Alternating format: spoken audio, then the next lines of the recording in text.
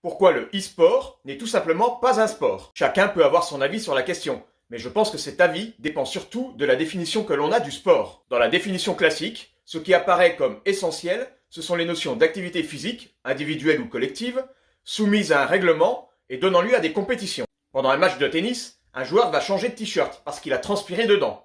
Je ne crois pas qu'un joueur d'e-sport en fasse autant. Ou alors le joueur de rugby qui va le mettre directement à la machine à laver parce qu'il a subi un plaquage et qu'il s'est taché. Pas sûr que le joueur d'e-sport, bien calé au fond de son fauteuil, fasse la même chose, sauf si bien sûr il s'est renversé son verre de coca sur le t-shirt. Le joueur de foot, méchamment taclé par l'adversaire, va sortir sur blessure. Bilan, rupture des ligaments croisés.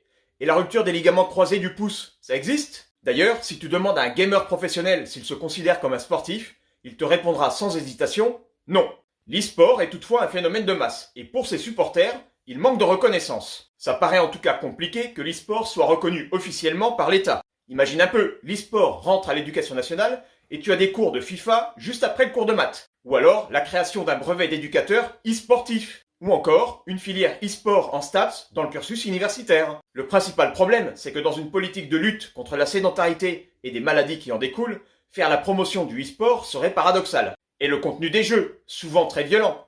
Massacrer tous ses adversaires pour être le dernier survivant. Ce ne sont pas vraiment les valeurs que l'on souhaite mettre en avant dans le sport. Donc c'est pas encore aujourd'hui que je vais penser que l'e-sport est un sport.